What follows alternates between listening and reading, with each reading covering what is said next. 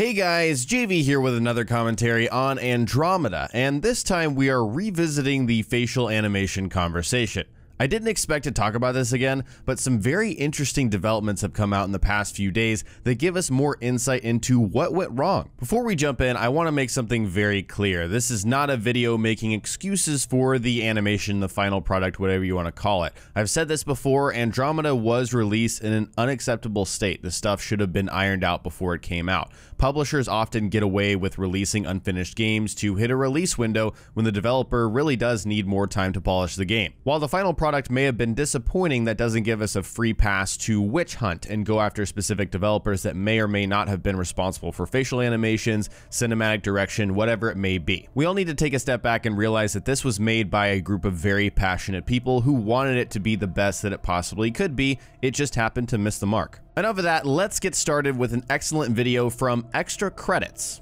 This was referred to me by someone on one of my Andromeda streams. I couldn't go back and actually look, so whoever that was, thank you so much for sharing this with me. Extra Credits is a YouTube channel run by people with industry experience making games. So they actually are developers or former developers. I'm not 100% familiar with the channel. This is my first exposure to them, so forgive me if I'm incorrect about that. But I would consider them an authority on matters like this, on this conversation about animations and whatnot. So they recently posted 3 days ago an excellent video exploring what maybe went wrong with the facial animation in Andromeda. It's a 20-minute video and I've linked it below in the description. I highly recommend you pause my video right now to go watch it. But if you don't have 20 minutes, I'll go ahead and give you a super basic rundown of Daniel Floyd's points in the video. He starts by explaining just how complex conversation systems really are, and there's a huge difference between motion capture handcrafted animation in very small volume versus procedural generation for huge games that require a ton of animation and talking sequences and all of that. So he makes a comparison between Uncharted 4, Andromeda, and The Witcher 3 throughout the video. So he starts by explaining motion capture handcrafted animation. That's what you get with Uncharted 4. Which has far less animation in terms of volume. It's also extremely linear because you don't have branching conversations. There's not a lot of flexibility there. You know what all of the animations are going to be. There's no player choice in this case, and so they know exactly what they need to animate, and they're able to go over it very carefully, motion capture faces, and also go over that with handcrafted animation to get it exactly how they want it. And once again, Uncharted is an 8 to 12 hour game, so far less volume there. Then on the other side, you have procedural animation. That's what you get in BioWare games, the Mass Effect series, the Dragon Age series, and The Witcher 3, which is something that he goes really in depth with. It's a multiple procedural systems working together. It's not that everything has been necessarily handcrafted, it's that they've made all these different parts work together simultaneously. Lip sync systems, gestures, reactions, all of that is layered together and it's supposed to work together. A large reason why The Witcher 3 is considered the gold standard of an RPG is how well it pulls this system off, and he says that it's far better than any other game out there right now. Dialogue systems, conversation systems, all of those things are a team effort. There's dozens of people working on this stuff, trying to bring it all together, and he explains that animators, in the case of Andromeda, may not be the only party to blame or the one party to blame. Daniel thinks it may not even be the animators, because designers and cinematic animators are the ones that pull all of the animators' work together and make it a cohesive system so that it works within the conversation system. He says it could be the result of the overall procedural systems that are supposed to pull it all together that aren't working properly. So in other words, these things have been created to work properly, they're just not working properly. And so how is this a problem now when it wasn't before with previous BioWare games? This is something that Daniel also explores. He explains that they're working in a new engine with EA's Frostbite, so they're starting from scratch. They're not in Unreal, I believe that's what was used to make the original trilogy. They're using Frostbite. And then he goes on to say, well, what about Dragon Age Inquisition?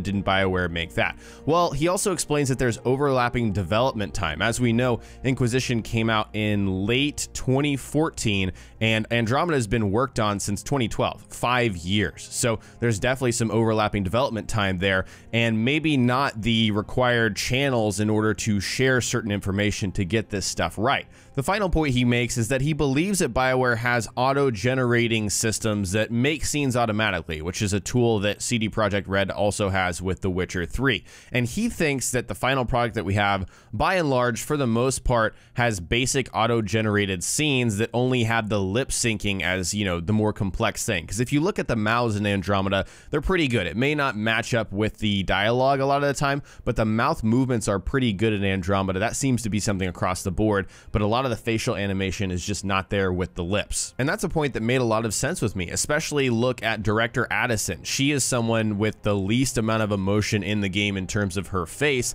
and it seems like there were things in place that should have been firing that just didn't make it because they were just relying on these basic auto-generated scenes where the lips are only moving, but nothing else is going on with the face. It's not working how it should. In other words, the work was done to make these animated faces. They were supposed to have emotion. They were supposed to react to certain things in a specific way. They were supposed to be as good as the animators and everyone else working on this wanted them to be, but somehow they turned out not to be because of this very complex system. Again, that was just a basic summary. If you want more technical aspects of this conversation, again, find the time to watch this video, link in the description below. Such an awesome video, great developer insight from Extra Credits.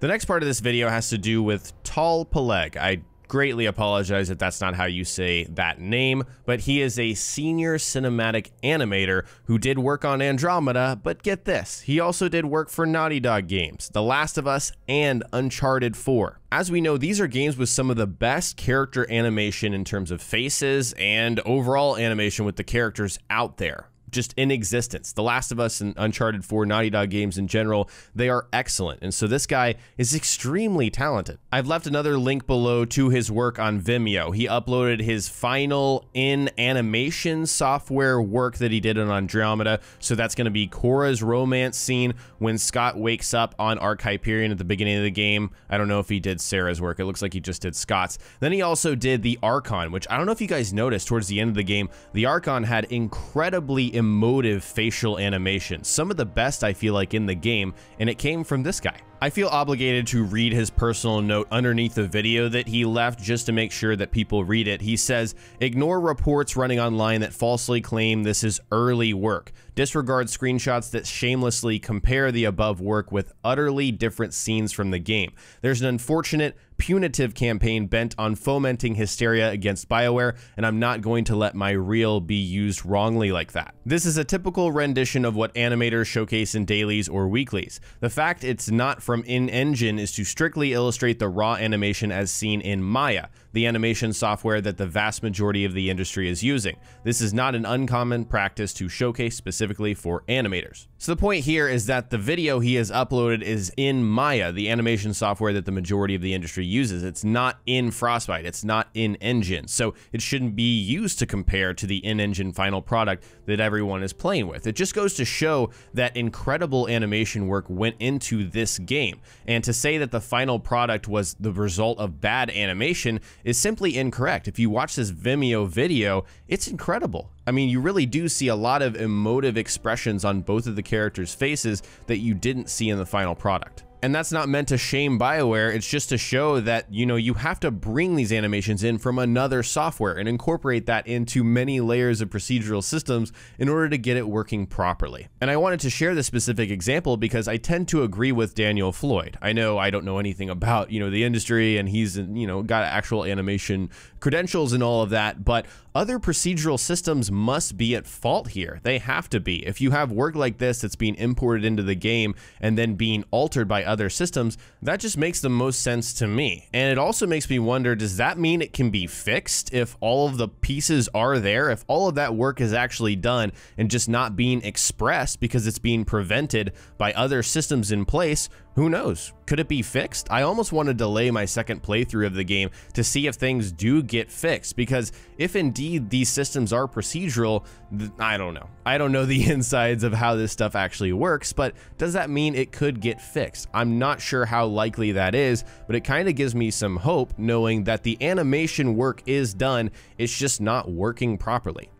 Now I'm going to pass it over to you guys. What do you think about facial animations after learning more information about it? You know, learning the technical aspect of it from extra credits, and also looking at the animation that was created for the game from Tal Peleg. It's some impressive stuff. It really does kind of switch and change my perspective on it. It makes me sympathize with BioWare, because I doubt anyone working there wanted this game to launch with its dialogue conversation system not working properly, because it clearly isn't. So anyways, share your thoughts in the comment section below. If you learned something new or just enjoyed the video, remember to hit that like button, and don't forget to subscribe for more commentaries on Andromeda coming very soon. Talk to you guys next time.